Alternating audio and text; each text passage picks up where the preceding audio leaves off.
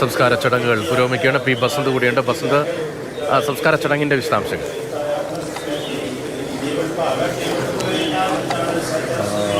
രതീഷ, ഇപ്പോൾ ആർദ്രസ് ആണ് ഇപ്പോൾ ചൊല്ലുന്നത്. അതായത് അന്തിമ പ്രാർത്ഥന നടന്നുകൊണ്ടിരിക്കുകയാണ്. ഗുരു ഗ്രന്ഥ് സാഹിബിൽ നിന്നുള്ളതാണ്.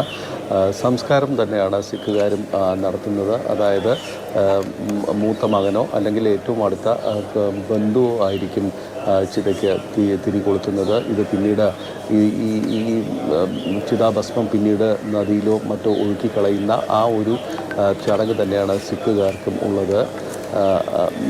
സ്മാരകങ്ങളോ അല്ലെങ്കിൽ കല്ലറ ഉണ്ടാക്കലോ അങ്ങനെ ഒരു ചടങ്ങുകളും സിഖ് മതത്തിൽ പാടില്ല എന്നാണ് അവരുടെ ഗ്രന്ഥങ്ങളിലൊക്കെ പറയുന്നത്. അപ്പോൾ ഇപ്പോൾ സംസ്കാര ചടങ്ങുകൾ പൂർത്തിയായി കഴിഞ്ഞാൽ ഇത് ഇവിടെ വെച്ച് അവസാനിക്കും.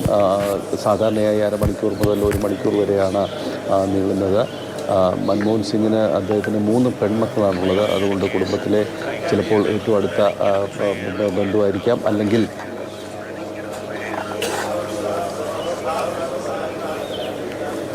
ഡോക്ടർ മൻമോഹൻ സിംഗിന് പ്രമുഖർ വിട നൽകുകയാണ്. ബസന്ത്, തുടർന്നോളൂ.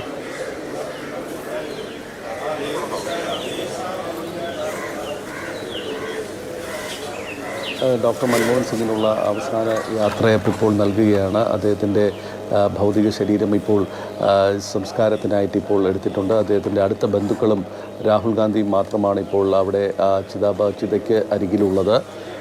മറ്റ് പ്രമുഖ നേതാക്കളെല്ലാവരും തന്നെ ഇതിനു മുമ്പ് അവസാന ചടങ്ങുകൾ നടന്ന പുഷ്പചക്രം അർപ്പിക്കുന്ന ചടങ്ങുകൾ നടന്ന വേദിയിലാണുള്ളത്.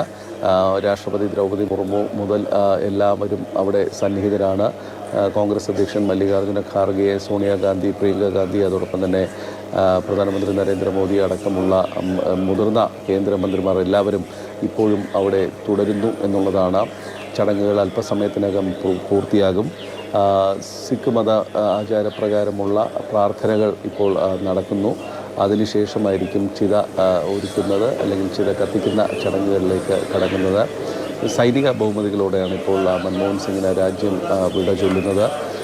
അദ്ദേഹത്തിൻ്റെ പിൻഗാമിയായ പ്രധാനമന്ത്രി നരേന്ദ്രമോദി കഴിഞ്ഞ ദിവസം അദ്ദേഹത്തിൻ്റെ വസതിയിലെത്തി അദ്ദേഹത്തിന് ആദരാഞ്ജലികൾ അർപ്പിച്ചിരുന്നു. ഇന്ന് സംസ്കാര ചടങ്ങുകൾക്ക് നേതൃത്വം നൽകുന്നത് പ്രധാനമന്ത്രി എന്ന് തന്നെ നമുക്ക് പറയാം.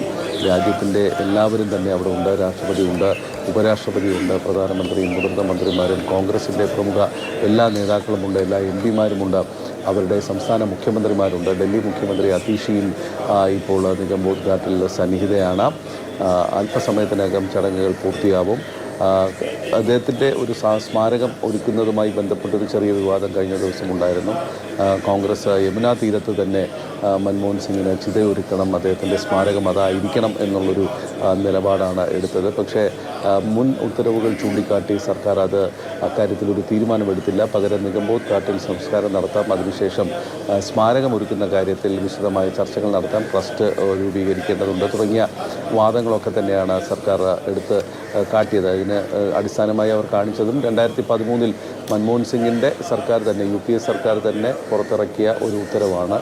അതായത് ഡൽഹിയിൽ അന്തരിക്കുന്ന ദേശീയ നേതാക്കൾക്ക് രാജ്ഘട്ടിന് സമീപം ചിതയൊരുക്കുന്നതുമായി ബന്ധപ്പെട്ട് സ്ഥല ദൗർലഭ്യം ചൂണ്ടിക്കാണിച്ചുകൊണ്ടുള്ള ഒരു ഉത്തരവാണ് അന്ന് പുറത്തിറങ്ങിയത്. അതിനുശേഷം സംസ്കാരം നടത്തിയ ശേഷം ഒരു സ്മാരകത്തിനായി ഒരു പ്രത്യേക സ്ഥലം അതിനുവേണ്ടി മാർക്ക് ചെയ്യാം എന്നുള്ളതാണ്. മാത്രമല്ല രാഷ്ട്രീയമായി തന്നെ BJP ചൂണ്ടിക്കാണിക്കുന്നത് പണ്ട് നരസിംഹറാവു മരിച്ച സമയത്ത് കോൺഗ്രസ് അദ്ദേഹത്തിൻ്റെ സംസ്കാരം നടത്താൻ ഡൽഹിയിൽ തയ്യാറായില്ല. മാത്രമല്ല അദ്ദേഹത്തിൻ്റെ ഭൗതിക ശരീരം പോലും കോൺഗ്രസ് സംസ്ഥാനത്ത് എത്തിക്കാത്ത ഒരു സാഹചര്യം ഉണ്ടായിരുന്നു. ഹൈദരാബാദിലായിരുന്നു നരസിംഹറാവുവിൻ്റെ മുൻ പ്രധാനമന്ത്രിയുടെ സംസ്കാര ചടങ്ങുകൾ നടന്നത്. അദ്ദേഹത്തിനൊരു സ്മാരകം പണിയാൻ പോലും തയ്യാറായിരുന്നില്ല. പക്ഷേ പിന്നീട് വന്ന മൻമോഹൻ സിംഗ് നരേന്ദ്രമോദി സർക്കാരാണ് നരസിംഹറാവുവിൻ്റെ ചിതാഭസ്മം ഡൽഹിയിൽ പ്രത്യേക ഒരു സ്മാരകവും ഒക്കെ ഒരുക്കുന്ന തരത്തിലേക്കുള്ള നടപടികളിലേക്ക് വന്നത്. അപ്പോൾ ആ ഒരു രാഷ്ട്രീയ വിവാദം ഒരു ഭാഗത്ത് നിൽക്കുമ്പോഴാണ് ഇപ്പോൾ പ്രൗഢഗംഭീരമായി തന്നെ രാജ്യത്തിൻ്റെ എല്ലാ നേതാക്കളും ഒരുപക്ഷെ മൻമോഹൻ സിംഗിന് ആദരാഞ്ജലികൾ അർപ്പിക്കുന്നതിന് വേണ്ടി ഇപ്പോൾ നിഗംബോധ് ഘാട്ടിലെത്തിയിട്ടുണ്ട്. രാഷ്ട്രപതിയുടെ നേതൃത്വത്തിൽ തന്നെയാണ് ഇപ്പോൾ ചടങ്ങുകൾ അവിടെ നടക്കുന്നത്.